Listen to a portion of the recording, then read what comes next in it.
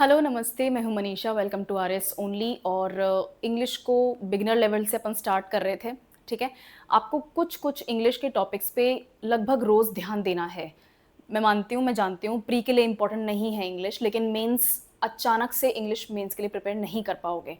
तो थोड़ा थोड़ा शुरू शुरू से अपन स्टार्ट करेंगे। ठीक है, इंग्लिश को अपनी एवरीडे लैंग्वेज बनाने की कोशिश करो। ठीक है, पूरे पूरे सेंटेंसेस इंग्लिश में नहीं बोलने आते, नहीं बोलने आ रहे, प्रैक्टिस नहीं है, किसके साथ बोलें, हमारे घर पे तो वर्नाकुलर लैंग्वेज चलती है। कोई बात नहीं, अपने आप से बात करो।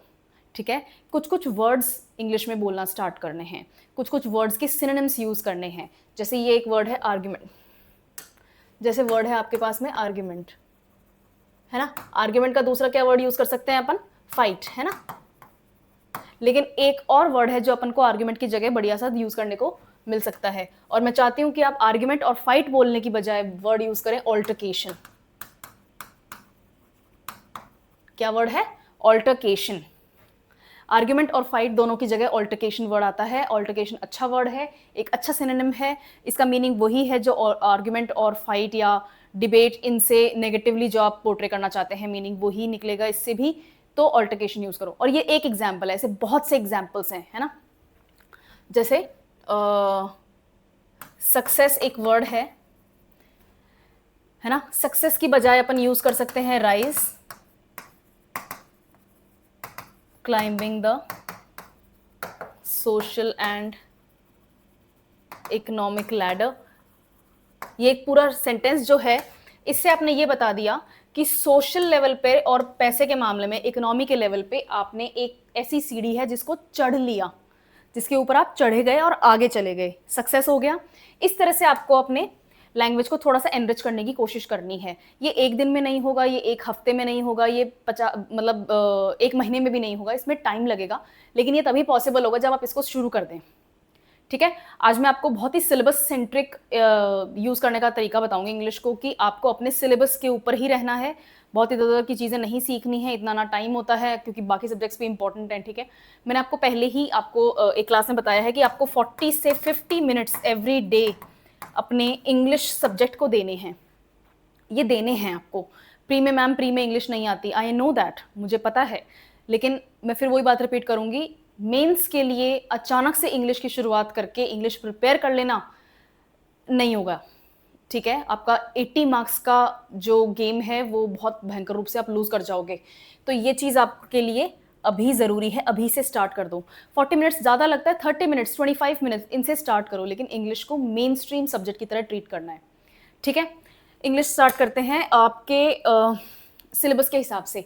अब आपके सिलेबस में जो वोकैबलरी वाला पोर्शन है ना, वोकैबलरी वाला पोर्शन है, उसमें आपके ये टॉपिक्स इंपॉर्टेंट हो जाते हैं, जिसमें सिनोनिम्स एंड एंटोनिम्स दोनों आपको आने ज़रूरी हैं। अभी मैंने ऑल्टरकेशन बताया, फाइट का, आर्ग्यूमेंट का, डिबेट का, डिस्कशन का। ठीक है, ये जो वर्ड्स हैं, इनके आपको एक एक एंटोनिम्स भी अगर आप पता लगा लोगे तो आपको वोकैबलरी एनरिच होना शुरू हो जाएगी। ऑल्टरकेशन एक सिनोनिम है आर्ग्यूमेंट का, उसी तरह से अब इसका एंटोनिम क्या होगा वो पता लगाओ। सेंटेंस ट्रांसफॉर्मेशन, किसी ने कुछ सेंटेंस बोला, जैसे Rita said,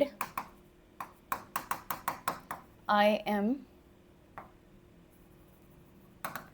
coming in 5 minutes. Rita ने कहा मैं 5 मिनट में आ रही हूं। ठीक है, ये क्या है? डायरेक्ट स्पीच है। इसको और क्या बोलते हैं? कुछ एग्जाम्स में आपको रिपोर्टेड स्पीच बोलेंगे, कंफ्यूज नहीं होना है। डायरेक्ट स्पीच और रिपोर्टेड स्पीच एक ही चीज है ना। और इस एग्जाम में सिलेबस में लिखा हुआ है डायरेक्ट और reported speech and indirect speech, ये दोनों इसी के लिए यूज होते हैं। अब इसको ट्रांसफॉर्म करना है। ट्रांसफॉर्म करने का क्या मतलब है कि इस सेंटेंस का स्ट्रक्चर अपन को चेंज करना है, इसको इनडायरेक्ट स्पीच में डालना है। अगर इस सेंटेंस को मैं इनडायरेक्ट स्पीच में डालती हूं तो क्या बन जाएगा? Rita said that she was coming in 5 minutes. यहां टेंस भी चेंज हो गया, मैंने कोट्स खोल दिए और कॉमा रिमूव कर दिया। ठीक है ना, टेंस चेंज हो गया, कोट्स खोल दिए और मैंने कॉमा रिमूव कर दिया इस वर्ड से और इस वर्ड से। इसे कहेंगे इनडायरेक्ट स्पीच। क्या बोलेंगे इसको? Indirect speech. ये सेंटेंस ट्रांसफॉर्मेशन के क्वेश्चंस आपके डायरेक्ट आते हैं, सिर्फ ऐसे ही नहीं आते हैं, और भी क्वेश्चंस आते हैं। डायरेक्ट स्पीच, इनडायरेक्ट स्पीच, उसके बाद में आपके नरेशन के क्वेश्चंस आते हैं, सेंटेंस ट्रांसफॉर्मेशन। इसी में आपका एक और टॉपिक, अच्छा ये यहाँ लिखा हुआ है ट्रांसलेशन। अब ये ट्रांसलेशन इंग्लिश टू हिंदी होगा आपके हिंदी वाले सेक्शन में। 120 मार्क्स का हिंदी का सेक्शन आता है, उसमें आपका होगा ट्रांसलेशन इंग्लिश से हिंदी। वहाँ 5 सेंटेंसेस देंगे या फिर एक पैराग्राफ देंगे इंग्लिश में और बोलेंगे कि इसको हिंदी में ट्रांसलेट करना है। और जो इंग्लिश का सेक्शन है उसमें आपके हिंदी टू इंग्लिश का पोर्शन आएगा। 5 सेंटेंसेस या फिर एक छोटा सा पैराग्राफ दे देंगे हिंदी में लिखा हुआ, और वो बहुत ही सुंदर वाली हिंदी होती है, ठीक है। उसको आपको ट्रांसलेट करना है इंग्लिश में। समझ में आ गया? ये समझ में आ रहा है, ये ट्रांसलेशन का पॉइंट है। फिर है phrasal verbs. Phrasal verbs, idioms, और इसके अलावा मैं बता देती हूँ, मेटाफॉर्स हो गए, आपकी सिमिलीज हो गई, और फ्रेजल वर्ब्स, और आपके हो गए प्रोवर्ब्स, PROVERBS। ये phrasal verbs, idioms, metaphors, similes और प्रोवर्ब्स, ये सब जो हैं, ये सारे मिला के मैं एक बार में एक टॉपिक में एक तरीके से ही कवर करूंगी। इनकी मैं अलग अलग क्लासेस नहीं लूंगी। ये एटलीस्ट ये चारों जो हैं ये बहुत ही नियर अबाउट होते हैं, बहुत ही रिलेटेड होते हैं। और फ्रेजल वर्ब्स आपको एग्जाम्पल सुन के याद नहीं होगा, आपको एग्जाम्पल देखना है, उसको और सेंटेंसेस में यूज़ करना है, और फिर वो आपको याद हो जाएगा। फ्रेजल वर्ब्स के लिए वो वर्ब आनी ज़रूरी है कि जो शब्द मेरे सामने लिखा हुआ है उसका एक्चुअल मतलब क्या है।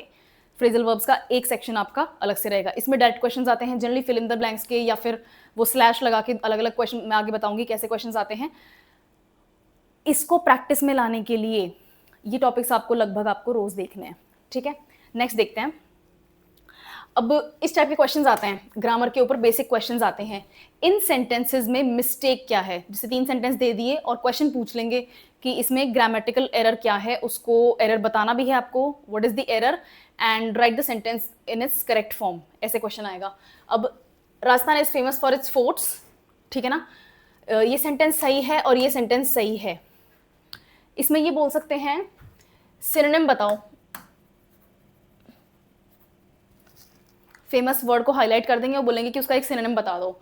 इस सेंटेंस में भी ऐसा ही कर सकते हैं, इसका सिनोनिम या एंटोनिम बता दो, हाईलाइट कर देंगे और वर्ड का आपको डायरेक्ट वोकैबुलरी का क्वेश्चन बनेगा। अदर देन दैट, ये जो ग्रामर का जो रूल का क्वेश्चन है ये है, I has 2 books, grammatically incorrect statement है, इसको सही कैसे लिखेंगे। आई के साथ में आपको पता होना चाहिए कि कौन सी हेल्पिंग वर्ब आएगी, हेल्पिंग वर्ब नहीं, सॉरी मोडेल है यहाँ पे, ठीक है। कौन सी आएगी, आई 2 बुक्स। और ये जो क्वेश्चन है वर्ब का, ये आपका क्वेश्चन बना है टॉपिक सब्जेक्ट वर्ब अग्रीमेंट में से, ठीक है। सिर्फ सब्जेक्ट वर्ब अग्रीमेंट ही नहीं होता, सब्जेक्ट प्रोनाउन अग्रीमेंट भी होता है, सब्जेक्ट प्रोनाउन अग्रीमेंट भी होता है। आपके सिलेबस में लिखा हुआ नहीं है, लेकिन इसका मतलब ये नहीं है कि आपको नहीं आए तो चलेगा। सब्जेक्ट प्रोनाउन अग्रीमेंट आना ज़रूरी है, ये आपकी बेसिक इंग्लिश के लिए ज़रूरी है। आपके सिलेबस में ये टॉपिक लिखा हुआ है, यहाँ पर आंसर आएगा आई हैव। क्यों? क्योंकि अगर सब्जेक्ट सिंगुलर है तो वर्ब भी सिंगुलर होगी। आई हैज़ 2 बुक्स, आई के साथ में रूल अलग लगता है, आई अदरवाइज भी एम को सपोर्ट करता है। ये जो एक शब्द है ये और कहीं नहीं यूज़ होता, सिर्फ आई के लिए ही यूज़ होता है, ठीक है ना। उसी तरह से ये कुछ एक्सेप्शन रूल्स भी होते हैं। अब इसमें मैंने आपको एक टेक्निकली एक्सेप्शन ही बताया है, हैव जो है वो प्लूरल के साथ यूज होगा, जैसे शी और ही के साथ में हैज होगा, है ना, लेकिन दे और वी के साथ में हैव होगा। अब ये हैव जो है ये प्लूरल के साथ में आना चाहिए था, और आई तो सिंगुलर है, ये एक्सेप्शन है। समझ में आ गया? तो सिर्फ रूल का ही पता नहीं होना चाहिए, रूल के साथ में एक्सेप्शंस क्या हैं ये भी पता होने चाहिए। इसलिए मैं बोल रही हूँ अभी से पढ़ाई करना शुरू कर दो, ठीक है। ये रटने की चीज़ नहीं है, ये प्रैक्टिस की चीज़ है, ये प्रैक्टिस से आएगी। आपने कॉन्स्टिट्यूशन के आर्टिकल्स हैं, फंडामेंटल राइट्स रट लिए, वो रट के याद हो गए, समझ गई मैं। ये रट के याद नहीं होगा, ये प्रैक्टिस से याद होगा, है ना। ज्योग्राफी का टॉपिक है ओशनोग्राफी, उसमें आपने ओशन करंट्स पढ़ा, रट लिया, याद हो गया। गल्फ स्ट्रीम कहाँ से आती है और वो कौन से इक्वेटोरियल करंट जो होते हैं उनका क्या डायरेक्शन होता है, क्यों ऐसा डायरेक्शन होता है, वो आपने रट लिया। इंडियन ओशन करंट जो है रट लिया, चल जाएगा। ये रट के नहीं चलेगा, है ना, इसमें प्रैक्टिस करनी जरूरी है। अब नेक्स्ट आपके क्वेश्चन आते हैं कॉम्प्रिहेंशन के। कॉम्प्रिहेंशन का क्या मतलब होता है, आपके सामने एक पैसेज दे दिया जाएगा और बोलेंगे, और उस पैसेज के बेसिस पे 3-4 क्वेश्चन 5 क्वेश्चन आपसे पूछे जाएंगे। उन क्वेश्चंस का हो सकता है अदरवाइज भी कुछ आंसर निकलता हो। आपकी खुद की करंट अफेयर्स बहुत अच्छी है और उन क्वेश्चंस का आपको आंसर पता है और आपने उसी हिसाब से लिख दिया तो आपको जीरो मिल जाएगा। बहुत ही सुंदर तरीके से जीरो लिखते हैं, वो एकदम गोल मटोल ऐसा करके जीरो लिखते हैं, नहीं चाहिए ना जीरो। हाँ, तो उसके लिए आपको कॉम्प्रिहेंशन स्किल्स डेवलप करनी पड़ेंगी, यानी कि जो चीज़ आपके सामने लिखी है उसको समझना है, जल्दी शॉर्ट में पढ़ना है, फास्ट समझना है और उसके आंसर्स बहुत ही प्रिसाइज और कंसाइज तरीके से आपको लिखने हैं। अब यहाँ पर मैं एक बहुत छोटा सा इंटरेस्टिंग से एग्जाम्पल लेकर आई हूँ। मिस्ट्री लेटर है आपके सामने एक, डियर सर और मैडम, किसी ने आपके सामने आपके पास ये लेटर आपको पोस्ट किया, ठीक है। Greetings from Jaisalmer, our village is excited to host the annual camel race next month. समझ में आ गया, अगले महीने एनुअल कैमल रेस होने वाली है। मैं जैसलमेर से आपको लिख रहा हूँ और मेरे गांव में काफ़ी उत्साहितता है इस चीज़ को लेके, गांव वाले काफ़ी उत्साहित हैं। It brings joy and trade to our people, सीधी सी बात है, हमें बहुत खुशी होगी और यहाँ पर काफ़ी हैंडीक्राफ्ट्स वगैरह को बिजनेस मिलेगा। But we face a big problem, our old tents are torn. Torn का मतलब क्या होता है? फटा होना, है ना, डायलेपिडेटेड। टॉर्न का आपके पास में एक बढ़िया सिनोनिम है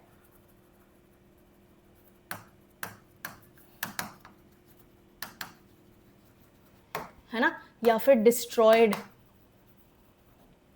ऐसे आपके पास में सिनोनिम्स अवेलेबल हैं। And we need new ones for visitors, और अब जो लोग आएंगे हमें उनके लिए नए चाहिए, हम उनको पुराने फटे और खराब हुए हुए टेंट्स में नहीं रुका सकते, ठीक है। The fair also needs clean water stalls, obvious सी बात है, राजस्थान में अगर पानी की दिक्कत नहीं है तो कहाँ है, which we can not afford, और हम पानी की व्यवस्था खुद नहीं कर सकते। अफोर्ड का मतलब होता है कि आपके पास में पैसे की कमी है, आप वो काम नहीं कर सकते।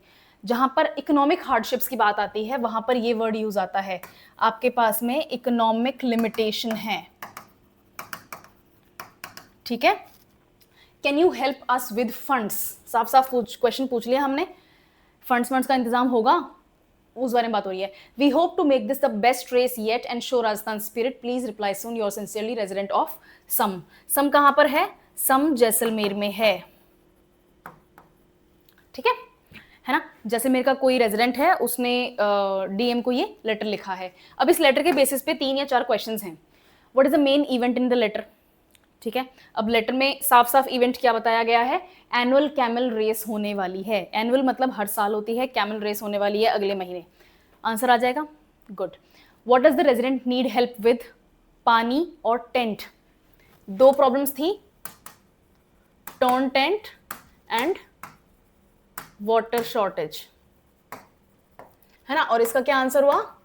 Annual camel race. समझ में आ गया? इस तरह से डायरेक्ट क्वेश्चन, और ये ऐसे ही आते हैं, डिफिकल्ट नहीं आते हैं, इतने ही इजी आते हैं। लेकिन ये कब होगा? जब आप प्रैक्टिस करोगे, आपकी स्पीड इतनी फास्ट होगी कि अभी तक आपने को जितना भी आपके पास टाइम था ना उस एग्जाम को लिखने का, वो आपने बर्बाद नहीं कर दिया पहले के 15 क्वेश्चन करके, ठीक है। Okay, why is the fair important? और फेयर इंपॉर्टेंट क्यों है? फेयर 2 कारणों से इंपॉर्टेंट है। एक तो यहाँ पर खुशी का माहौल हो जाता है, टूरिस्ट आते हैं, बहुत सारे गेम्स होते हैं, बहुत सारा फन होता है, बहुत सारे लोग नए नए मिलते हैं, एक दूसरे की कल्चरल एक्सचेंजेस होते हैं, ठीक है। You make new friends with people. और दूसरा, आपको ट्रेड, आपके लोकल बिजनेसेस को भी बूस्ट मिलता है, हेल्प मिलती है, ठीक है। ये बहुत ही 3 सिंपल क्वेश्चंस इन 3-4 सेंटेंसेस के ऊपर मैंने बना के दिए आपको। आपके एग्जाम में इतने छोटे एसेज भी आ सकते हैं, कॉम्प्रिहेंशन भी आ सकते हैं, और बहुत लेंदी 300-500 वर्ड्स के कॉम्प्रिहेंशन भी आ सकते हैं। डरना नहीं है, कॉम्प्रिहेंशन को हैंडल करने की एक ट्रिक होती है, कॉम्प्रिहेंशन को हैंडल करने की एक ट्रिक होती है, और वो ट्रिक भी मेहनत मांगती है। तो ऐसा नहीं है कि अगर आखिरी दिन भी अगर अपन उस ट्रिक के ऊपर काम करके देख लें तो आ जाएगी, ऐसा नहीं होता है। आपको क्वेश्चंस पहले पढ़ने हैं, और क्वेश्चंस पढ़ने के बेसिस पे आपको कुछ कीवर्ड्स सेलेक्ट करने हैं। क्वेश्चंस में क्या वर्ड्स ऐसे मेंशन्ड हैं, जैसे क्वेश्चन में इवेंट यहाँ पर मेंशन्ड है, हेल्प यहाँ पर मेंशन्ड है, और फेयर की इंपॉर्टेंस यहाँ पर मेंशन्ड है, ये आपके लिए कीवर्ड है। अब आपको ऐसे या तो ये सेम टू सेम या फिर इसके मिलते जुलते कीवर्ड्स आपको आपके पैसेज में देखने हैं और उनको अंडरलाइन कर लेना है, ठीक है। पैसेज में मिल जाएंगे आपको कीवर्ड्स, फिर आपको उनको हाईलाइट करना है,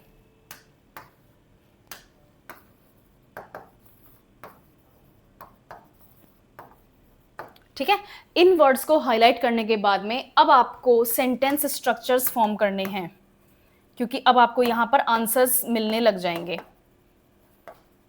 पूरा पैसेज रीड करने की जरूरत नहीं है। अगर आपको आपके कीवर्ड्स पहले मिल गए और आंसर आपको मिल गए तो कोई बात नहीं, पूरा पैसेज रीड करने की जरूरत नहीं है। जनरली बहुत ही कॉमन टॉपिक्स के ऊपर, कॉमन करंट अफेयर्स के जो टॉपिक्स होते हैं उनके ऊपर पैसेज बनते हैं, सो दैट स्टूडेंट को, कैंडिडेट को पढ़ के समझने में टाइम ना लगे। एग्जाम लंबा होता है, एग्जाम वाकई में लेंदी होता है, इस बार का एग्जाम तो अच्छा खासा लेंदी था। स्टूडेंट का टाइम वेस्ट नहीं होना चाहिए, ठीक है। इसलिए पैसेज बहुत ही कॉमन, बहुत ही जाने पहचाने के टॉपिक्स के ऊपर आता था कि आप फास्ट उसको रीड भी करें तो आप उसको फास्ट समझ भी सकें। यूँ नहीं कि आपको एक सेंटेंस को 2-2 3-3 बार पढ़ना पड़ रहा है कि कहना क्या चाहते हैं, ठीक है, ऐसा नहीं होता है। तो पैसेज को आपको इस तरीके से हैंडल करना है। सबसे पहले क्वेश्चंस पढ़ने हैं, कीवर्ड्स निकालने हैं, उसमें से वो कीवर्ड्स आपको पैसेज में मैच करने हैं, उनको हाईलाइट करना है, और जो साथ में सेंटेंस स्ट्रक्चर्स होंगे उनसे आपको मीनिंग डिराइव करना है और आपके क्वेश्चंस का आंसर आपको मिल जाएगा, ठीक है। उसके बाद में आपके क्वेश्चंस आते हैं इस टाइप के, थीम इलैबोरेशन, इनको क्या कहते हैं, थीम इलैबोरेशन। थीम इलैबोरेशन को कॉमनली अपन बोलते हैं एसे राइटिंग, एसे और paragraph writing, I am sorry, passage नहीं।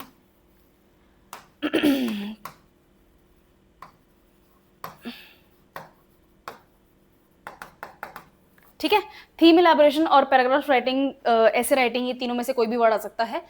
आपको टॉपिक्स दे दिए जाएंगे। अब यहाँ पर जैसे मैंने एक आपको इमेज दी है, इमेज की बजाय आपके सामने डायरेक्ट टॉपिक्स आ सकते हैं। Pushkar's camel fair is a great marketing strategy for states tourism। ये टॉपिक है। 3 टॉपिक्स आते हैं, किसी एक पे लिखना होता है आपको। मैं यहाँ पर एक टॉपिक लेके चल रही हूँ, बहुत ईजी और बहुत ही कॉमन टॉपिक्स आते हैं, ज़्यादा दिमाग लगाने की जरूरत नहीं होती है। आपका पॉइंट है, पुष्कर का जो कैमल फेयर है वो एक राजस्थान के स्टेट के लिए अच्छी मार्केटिंग स्ट्रैटेजी के रूप में यूज किया जा सकता है, या करते हैं उसको यूज ऐसे, ठीक है। अब इसके ऊपर आपको पहली बात मैं बता दूं, टॉपिक से अग्री करना होता है, ठीक है। तो आपको अग्री करना है कि हाँ, पुष्कर फेयर जो है वो एक मार्केटिंग स्ट्रैटेजी की तरह यूज किया जा सकता है, ठीक है। सिर्फ मार्केटिंग स्ट्रैटेजी की तरह यूज किया ही नहीं जा सकता, किया जाता भी है। और अब इसका फायदा आपको बताना है, एम्प्लॉयमेंट जनरेशन, है ना, और कल्चरल क्या कहेंगे उसको, फेमिलियरिटी। आप अपनी कल्चर को दुनिया को दिखा रहे हो, है ना। इससे क्या होगा, जेनोफोबिया में कमी आएगी, लोग एक दूसरे को जानेंगे तो एक दूसरे से नफरत कम करेंगे, दोस्ती करेंगे, एक दूसरे की कल्चर के बारे में जानेंगे, एक दूसरे को समझेंगे, तो जेनोफोबिया को कम करने का चांस है आपके पास में। जेनोफोबिया क्या होता है, फोबिया क्या होता है, डर या फिर जनरली ना पसंद करना, और जीनो का मतलब होता है जो मेरे जैसे नहीं है। मेरे जैसे कौन नहीं है, जो मेरे लोग नहीं हैं, जो कहीं बाहर से रहते हैं, बाहर से आए हैं, दूसरी भाषा बोलते हैं, दूसरे तरीके से नजर आते हैं। कितने सारे रेसेस हैं दुनिया में, है ना, मंगोलाइड्स हैं, वाइट्स हैं, ब्लैक्स हैं, कितने सारे रेसेस हैं। उन रेसेस से मैं डरूं या मैं उनको नापसंद करूं, क्यों, क्योंकि मैं उनके बारे में नहीं जानती हूं। इसी को बोलते हैं जेनोफोबिया। रेसिज्म वो यहीं से आया है, ठीक है। जब आपके बिहेवियर में बहुत नेचुरली ये चीज़, किसी से नफरत करना या फिर किसी को नीचा दिखाना, उनकी मजाक उड़ाना, ये सब जो आपके बिहेवियर में आ जाता है किसी की रेस के कारण, वो रेसिज्म होता है, वो जेनोफोबिया से ही उत्पन्न होता है, ठीक है। अब ये तो आपने टॉपिक से अग्री कर लिया। इसके अलावा जो है आपको पुष्कर फेयर के बारे में भी एक्सप्लेन करना है। पुष्कर फेयर में होता क्या क्या है, ठीक है, सब जानते हैं पुष्कर फेयर में क्या होता है, वेरी गुड। पुष्कर फेयर में क्या होता है, पुष्कर फेयर को कौन ऑर्गेनाइज कराता है, कैसे ऑर्गेनाइज होता है, कब होता है, पुष्कर फेयर होता कब है, ये भी तो पता होना चाहिए, ठीक है। इसका मेन पर्पज क्या है, कितने लोग इकट्ठे होते हैं, कहाँ कहाँ से लोग आते हैं, गवर्नमेंट इसको कैसे पुश करती है ना, घर घर से लोग पुष्कर फेयर में जाएं और उसको सक्सेस दें, वो कैसे पॉसिबल होगा, ये सब चीज़ें आपके थीम इलैबोरेशन का पार्ट होता है। अब ये वर्ड बाय वर्ड डिपेंड करता है। कुछ क्वेश्चंस आपसे 300 वर्ड्स पूछ सकते हैं, है ना, 150 वर्ड्स के शॉर्ट पैराग्राफ्स भी आते हैं, 500 वर्ड्स के एसेज भी आते हैं। जब थोड़े से ज़्यादा शब्द होते हैं तो ऐसे बोल देते हैं, जब थोड़े शब्द कम लिखने होते हैं तो उसको पैराग्राफ बोल देते हैं। चीज़ एक ही है, स्ट्रक्चर आपको वही फॉलो करना है। सबसे पहले आपको पुष्कर फेयर को इंट्रोड्यूस करना है, अब मैं आपको स्ट्रक्चर बता रही हूँ, ठीक है ना। सबसे पहले आपको पुष्कर फेयर को इंट्रोड्यूस कर देना है, उसके बाद में आपका जो टॉपिक है उसको एक्सप्लेन करना है, उसके बाद में आपको टॉपिक को सपोर्ट करना है, फिर आपको कुछ शॉर्टकमिंग्स बतानी है ना, जैसे क्राउड मैनेजमेंट की शॉर्टकमिंग हो गई। क्राउड मैनेजमेंट के अलावा क्या होती हैं शॉर्टकमिंग्स, पानी की कमी हो गई, गार्बेज डिस्पोजल ठीक से नहीं था, है ना, खाने पीने की जो व्यवस्था थी वो ठीक से नहीं करी हुई थी। मतलब कमियां निकालने में तो कमी तो सब निकाल सकते हैं, ठीक है। पार्किंग फैसिलिटीज़ बहुत ज़्यादा दूर अवेलेबल थी, जिसके कारण लोगों को बहुत दूर तक या तो खुद चल के जाना पड़ा, या फिर जो रिक्शाज वगैरह और ये जो पब्लिक ट्रांसपोर्ट के ऑप्शंस थे वो बहुत एडिक्वेट नहीं थे, क्लीन नहीं था, बहुत सारी चीज़ें हैं। शॉर्टकमिंग्स एक्सप्लेन करनी है, शॉर्टकमिंग्स के बाद में how to deal with shortcomings, तो इनका एक तरह से आपको सोल्यूशन देना है ना। और उसके बाद में आपको कंक्लूड करना है कि अगर ये जो सोल्यूशंस हैं इनको अगली बार ध्यान दिया जाए तो Pushkar fair can be a grand success for Rajasthan tourist face, ठीक है। राजस्थान का टूरिज्म का चेहरा बन सकता है पुष्कर फेयर। समझ में आ गया?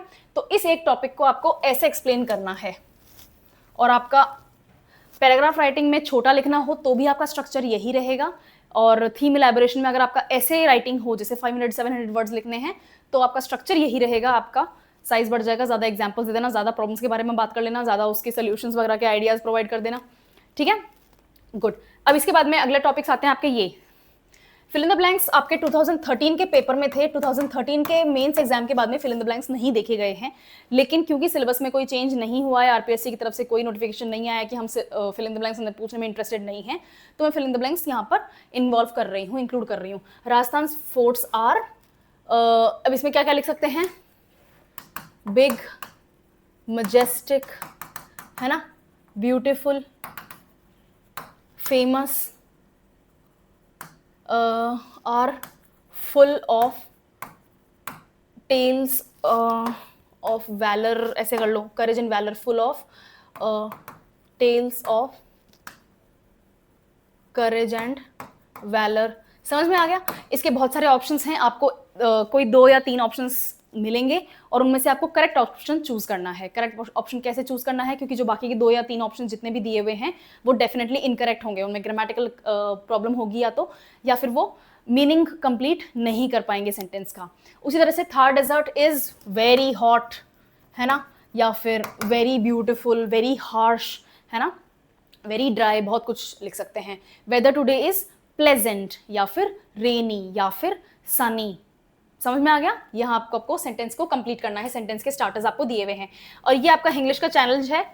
इस तरह के हिंदी सेंटेंसेस आएंगे, उसको आपको इंग्लिश में कन्वर्ट करना है, ट्रांसलेट करना है। यह सड़क बहुत खराब हालत में है। अब ये जो सेंटेंसेस हैं जो मैंने यहाँ पर 3 सेंटेंसेस मेंशन किए हैं, इनमें से ये तीनों सेंटेंसेस एक्चुअली इजी की कैटेगरी में आते हैं, ठीक है। आपके जो 5 सेंटेंसेस आएंगे, 5 सेंटेंसेस आएंगे, या फिर एक पैराग्राफ आ सकता है अराउंड 4 to 5 सेंटेंसेस का, है ना, उसमें से आपको एटलीस्ट एक इजी जरूर मिल जाएगा।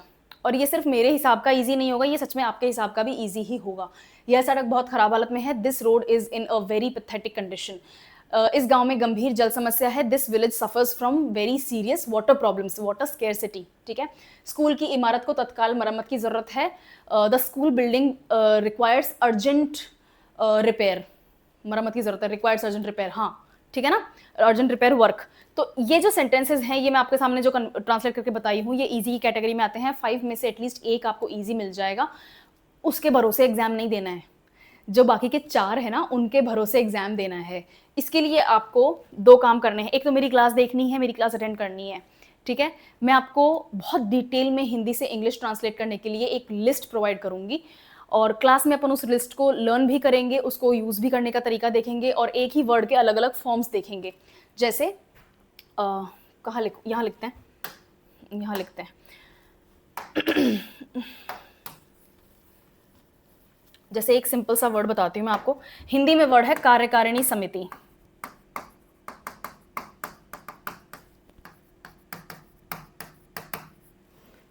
ठीक है। हिंदी में क्या है? कार्यकारिणी समिति। कार्यकारिणी समिति को एग्जैक्टली इंग्लिश में बोला जाता है एग्जीक्यूटिव कमिटी।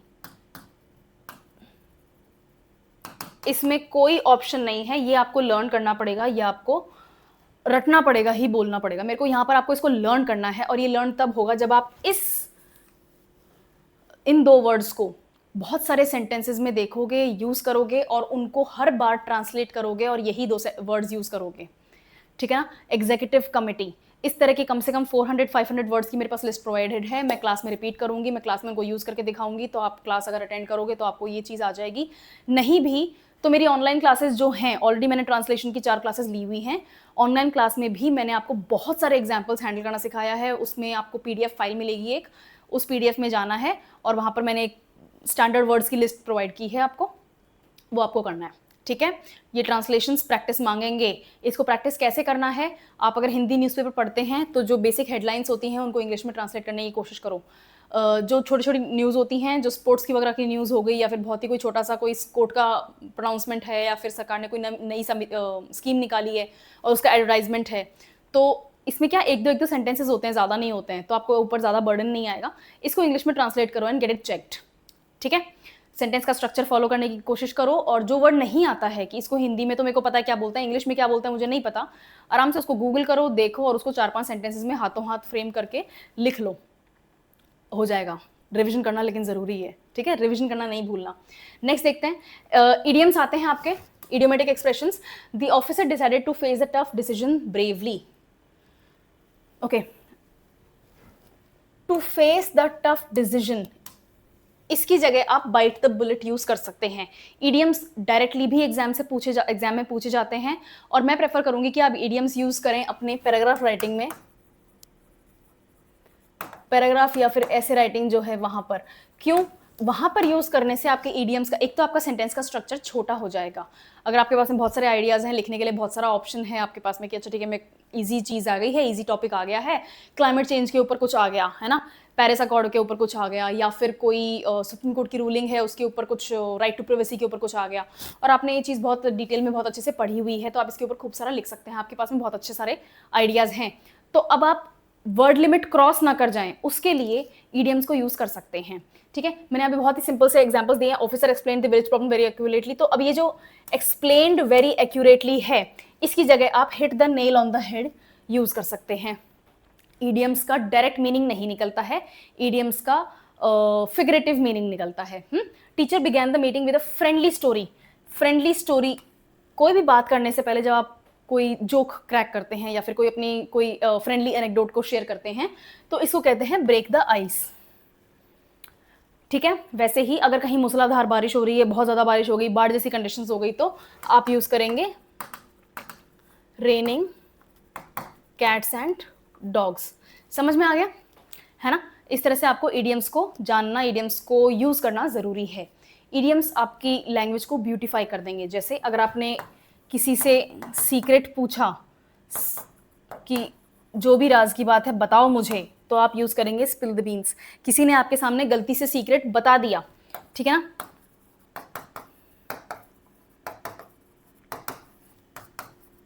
तो आप ईडियम यूज़ करेंगे let the cat out of the bag, ठीक है ना। उसने गलती से मुझे ये सीक्रेट बता दिया, he let the cat out of the bag. और मैं चाहती हूँ कि आपके पास में जो राज की बात है आप मुझे नहीं बता रहे हैं, वो आप मुझे बता दें, तो can you please spill the beans now, ठीक है। तो स्पिल द बीन्स होता है। अब इसमें क्या है, आपको एग्जैक्टली ये वर्ड्स आने चाहिए। अब आप स्पिल द बीन्स को स्पिल द पीज नहीं कर सकते, है ना, या फिर थ्रो द बीन्स नहीं कह सकते। आपको एग्जैक्टली ये 3 वर्ड्स ही बोलने हैं, स्पिल द बीन्स ही बोलने हैं। इसमें आपके पास में क्रिएटिव फ्रीडम नहीं है। जो वर्ड्स आपको इडियम में यूज़ करने होते हैं, आपको एग्जैक्टली वही वर्ड्स यूज़ करने हैं। इडियम्स आपके लिए आने ज़रूरी हैं। अगर आपको बेसिक इंग्लिश ग्रामर के बारे में समझना है, नाउन्स क्या होते हैं, प्रोनाउंस क्या होते हैं, एडजेक्टिव्स, एडवर्ब्स, मोडेल्स, डिटरमाइनर्स, आर्टिकल्स, ये जो जितने भी मैंने अभी शब्द बोले हैं, सब्जेक्ट वर्ब एग्रीमेंट हो गया, सब्जेक्ट प्रोनाउन एग्रीमेंट हो गया, इंट्रोडक्शन टू इंग्लिश, जो आपके सेंटेंस फॉर्मेशन और सेंटेंस स्ट्रक्चर होते हैं, टाइप्स ऑफ सेंटेंसेस होते हैं, ठीक है, कंजंक्शन हो गया, प्रेपोजिशन हो गया, पंक्चुएशंस कैसे यूज़ करने हैं, ये सब कुछ अगर बहुत बेसिक लेवल पे सीखना है तो आई वुड सजेस्ट कि आप ये बुक ले लो। मैंने आज फोटो लगा दी, मैं हमेशा इस बुक का नाम लेती हूँ, ठीक है। एस चंद की पब्लिकेशन की बुक है, रेन मार्टिन है, ऐसी ही होती है, रेड कलर की। हो सकता है थोड़ा सा इसका लुक चेंज हो जाए, लेकिन ये आएगी रेड कलर में ही। मैं इतने सालों से देख रही हूँ, मैं छोटी थी तब मैंने ये बुक ली थी। ये बुक ऐसी ही है, रेन एंड मार्टिन आपको लेनी है अगर आप इन्वेस्ट करना चाहते हैं। अगर आप इन्वेस्ट नहीं करना चाहते हैं तो मेरी हर क्लास के साथ में मैं एक प्रैक्टिस वर्कशीट दूंगी और क्लास पीडीएफ दूंगी। अगर आप उसको भी टाइम टू टाइम पढ़ते हैं, रिवाइज करते हैं, प्रैक्टिस करते हैं तो इट्स मोर देन इनफ।